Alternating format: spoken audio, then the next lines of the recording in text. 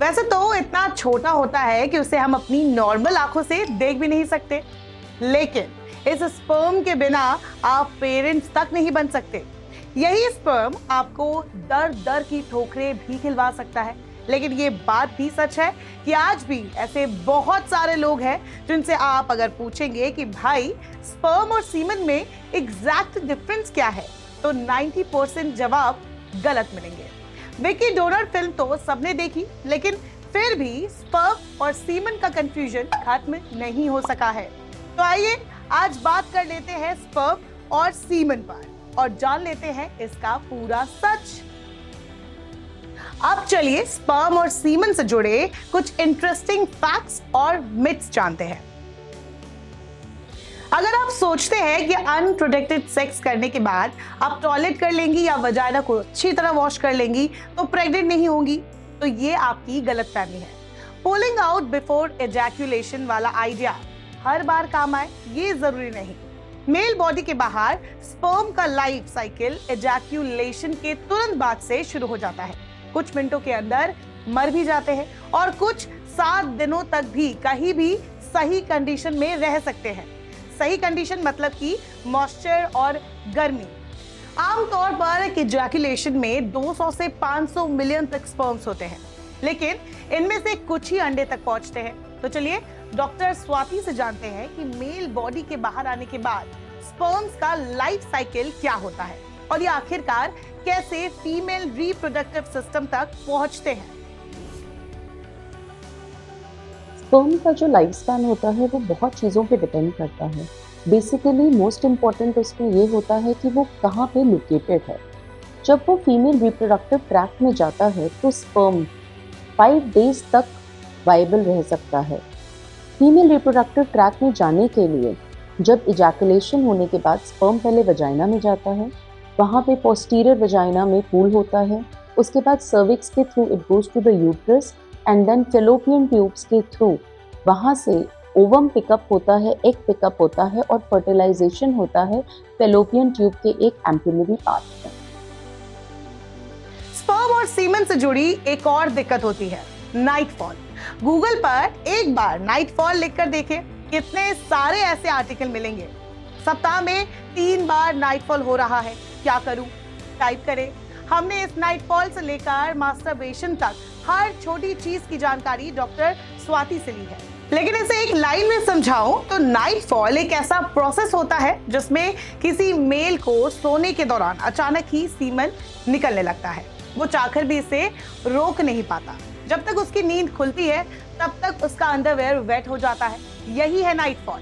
Teenagers में अक्सर इसी बात पर गिल्ट हो जाता है कि वो ज्यादा मास्टरबेट करते हैं, इसीलिए उन्हें नाइटफॉल होता है, लेकिन ऐसा भी नहीं है। तो डॉक्टर स्वाति इस पर क्या कहती है?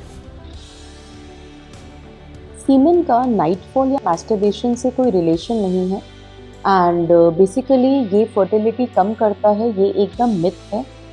अगर नाइटफॉल रिपीटेड हो रहा है तो definitely it can be associated कभी कभी कोई न्यूरोलॉजिकल डिसऑर्डर से, तो न्यूरोलॉजिस्ट को जरूर दिखाना चाहिए। अब कुछ ऐसे सवाल जो आम लोगों के मन में अक्सर होते हैं लेकिन शर्म के मारे कोई कहता नहीं है। पहला सवाल, अब सवाल कि क्या होता है स्पर्म काउंट और इसका फर्टिलिटी से क्या लेना देना है? स्पर्म काउंट डेफिनेटली बहुत ज़्यादा रिलेटेड है फर्टिलिटी से। दैट मीन्स अच्छा स्पर्म काउंट होगा तो ज़्यादा चांसेस हैं फर्टाइल होने के। लेकिन it is very important to understand कि सिर्फ एक स्पर्म चाहिए होता है प्रेगनेंसी के लिए। ये नेचर का एक तरीका है।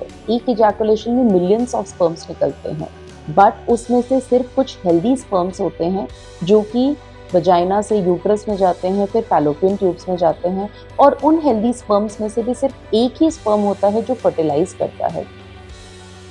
ये तो पता है कि सीमन थिक व्हाइटिश होती है, लेकिन अगर किसी का सीमन एजैक्यूलेशन के बाद वाटरी सा हो तो क्या इससे आपकी फर्टिलिटी पर कोई इफेक्ट पड़ेगा? टू बिगिन विथ सीमन जो है वो थिक ही होता है और with time with in 10 to 15 minute it liquefies. जब हम स्पर्म क्वालिटी देखते हैं, जब हम स्पर्म टेस्ट कराते हैं सीमेन एनालिसिस बोलते हैं उस टेस्ट को basically. So it is the semen that is tested. We do analysis. उसके अंदर हम स्पर्म का काउंट, स्पर्म का कंसंट्रेशन, उसकी मॉर्फोलॉजी कैसी है, कितने नॉर्मल फॉर्म्स हैं, कितने एबनॉर्मल फॉर्म्स हैं, क्या डेंसिटी है, इतनी सारी चीज़ें देखी जाती हैं. एंड जैसा कि मैंने बताया, सिर्फ एक हेल्दी स्पर्म चाहिए प्रेगनेंसी के लिए. सो इवन इफ कोई ऊपर नीचे चीज़ें हैं इसमें से, still there is lot of chance that pregnancy can be there. एक काम की बात करें, अगर आपका स्पर्म काउंट कम है तो ये मत सोचिए कि उम्मीद खत्म हो गई, अब कभी पेरेंट्स नहीं बन पाएंगे. आप अपनी पार्टनर का ओव्यूलेशन पीरियड फॉलो करके ट्राई कर सकते हैं. इसके लिए मार्केट में अब कई किट्स भी मिलते हैं जिससे आपको अपना एग्जैक्ट ओव्यूलेशन डेट पता चल सके. इस टाइम पर क्या होता है कि आपकी पार्टनर का सर्विक्स, सिंपल लैंग्वेज में कहूं तो वजाइना, और ज्यादा सॉफ्ट और खुला हो जाएगा. सर्विकल म्यूकस स्लीपरी हो जाएगी और पीएच लेवल भी कम एसिडिक हो जाएगा, जिससे स्पर्म को स्विम करके एग तक पहुंचने में आसानी होगी. Back to our basic questions. Low sperm count की वजह क्या है?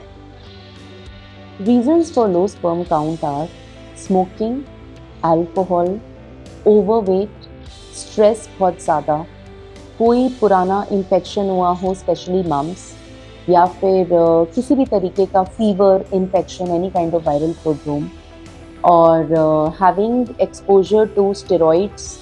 ये सारी चीज़ें हैं जो इम्पॉर्टेंट कॉजेज़ हैं स्पर्म काउंट कम होने के. मेल के स्पर्म काउंट को बढ़ाने का क्या तरीका है? स्पर्म काउंट बढ़ाने के तरीके, सबसे पहले तो डाइट हेल्दी होनी चाहिए. Smoking to be avoided, alcohol to be avoided, किसी तरीके के इलिसिट ड्रग्स नहीं लेने हैं, किसी तरीके के स्टेरॉइड्स नहीं लेने हैं जो कि आजकल जिम में बताए जाते हैं, anabolic steroids. They also reduce the sperm count. Stress is a very important factor जो स्पर्म काउंट को अफेक्ट करता है. मेटल्स या किसी तरीके के पेस्टिसाइड से कोई आपका कांटेक्ट नहीं होना चाहिए. कुछ मेडिसिन भी आती हैं. एक स्पर्म की जो साइकिल होती है पूरी, वो 63 डेज की होती है. तो whenever any medicine is given by an fertility specialist और एंड्रोलॉजिस्ट, हम बोलते हैं इसको कम से कम आपको 3 महीने के लिए लेना चाहिए. क्या आपको हॉट बाथ लेना पसंद है? अगर हाँ, तो आपको बता दूं कि अगर आप अपनी पार्टनर को प्रेग्नेंट करना चाहते हैं तो आपको हर रोज या लगातार हॉट टब बाथ नहीं लेना चाहिए. डर गए? क्योंकि स्पर्म का टेम्परेचर आपकी बॉडी टेम्परेचर से कम होता है. इसे हीट देकर आप sperm count, sperm mortality, sperm volume reduce कर सकते हैं. ओ डोंट वरी प्लीज, ऐसा नहीं है कि आपकी लाइफ अब खत्म हो गई. अगर आप हॉट बाथ पसंद करते भी हैं तो सिंपल है, जब भी आपको प्रेगनेंसी प्लान करना हो उससे कुछ महीने पहले से अपनी ये हैबिट छोड़ दीजिए. जब कोई फीमेल प्रेग्नेंट होती है उसमें स्पर्म और सीमेन का मेजर रोल होता है. इतना मेजर कि इसके बिना आप कंसीव नहीं कर सकते. लेकिन कैसे? स्पर्म एक तरह का माइक्रोस्कोपिक सेल होता है जो सीमेन का हिस्सा है. स्पर्म का मेन फंक्शन होता है फीमेल बॉडी के अंदर मौजूद एग्स को फर्टिलाइज करना, यानी कि प्रेगनेंसी. वहां तक उसे जो बॉडी फ्लूइड पहुंचाता है वो सीमेन होता है, और सीमेन का प्रोडक्शन अलग अलग मेल सेक्स ऑर्गन्स करते हैं. आसान शब्दों में समझे तो पीनस से बाहर निकलने वाला व्हाइटिश कलर का लिक्विड सीमेन है, जबकि इस फ्लूइड के अंदर मौजूद रहने वाले हजारों लाखों सेल्स को स्पर्म कहते हैं. इनके लिए टेस्टिस के अंदर एक मेल हार्मोन होता है, टेस्टोस्टेरोन, एक ऐसा हार्मोन जिसकी वजह से मेल स्पर्म पैदा करते हैं. तो कलर से या उसके थिकनेस से बहुत नहीं डिपेंड करता है स्पर्म की कंसंट्रेशन पे. So it is actually nature's way to send that healthy sperm. And अगर स्पर्म काउंट कम भी है तो भी बहुत सारे अलग तरीके होते हैं इनफर्टिलिटी ट्रीटमेंट के लिए. जैसे उनमें से एक होता है इंट्रा यूट्राइन इंसेमिनेशन, IUI. जिन पेशेंट्स में लो स्पर्म काउंट होता है उसके अंदर हम ये वाले प्रोसीजर को करते हैं. एक और मिथ है, YouTube और सोशल मीडिया पर आप जाकर सर्च करेंगे तो आपको ग्लोइंग और हेल्दी स्किन केयर DIY में सीमेन फेशियल दिखेगा. यानी सीमेन मसाज। Can you imagine? कुछ लोग समझते हैं कि सीमेन में जो फ्लूइड होते हैं उसमें बहुत सारे हेल्दी कंपोनेंट्स होते हैं, जैसे प्रोटीन, कैल्शियम। ये हमारी स्किन के लिए भी अच्छा होता है। दुनिया के कोनों में आज बाकी फीमेल्स सीमेन फेशियल तक करवाने लगी है। ये बात सच है कि सीमेन में प्रोटीन होता है, लेकिन ये सब मिक्स्ड फ्लूइड होते हैं जो आपके चेहरे को और ड्राई कर सकते हैं। रेडनेस, इचिंग हो सकती है। इतना ही नहीं, आपको एसटीडी भी हो सकता है जो नाक, आंख, लिप्स के जरिए आपको इफेक्ट कर सकता है।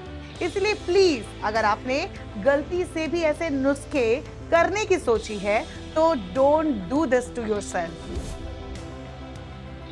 क्या आपको पता है पेनिट्रेशन यानी सेक्स करने का एक्चुअल टाइम कितना होता है? दुनिया भर के रिसर्चर्स मानते हैं कि सेक्स का एक्टिव टाइम 2 से 10 मिनट तक हो सकता है, इससे ज्यादा नहीं। तो साफ है, जो लोग ये कहते हैं कि वो घंटों सेक्स कर सकते हैं, फिर आप खुद में कमी ढूंढने लगते हैं, तो ये बकवास है। सिंपल है, वो फोरप्ले को सेक्स का नाम दे रहे हैं। इसलिए खुद को जज करना यानी सेक्स पावर बढ़ाने वाली दवाएं लेना बंद कर दीजिए। हमारी सोसाइटी में सेक्स पर बोलना गंदी बात होती है, लेकिन हम तो बोलेंगे और फैक्ट्स पर बोलेंगे, क्योंकि इंडिया में सेक्सुअल इश्यूज पर हजारों अफवाहें फैली है। अकेले में ज्ञान सब देते हैं, लेकिन साइंस किसी को नहीं पता। इसीलिए हमने ठाना है कि सेक्स पर एक एक सच बोलेंगे। तब तक बोलेंगे जब तक ये फर्जी ज्ञान खत्म ना हो जाए।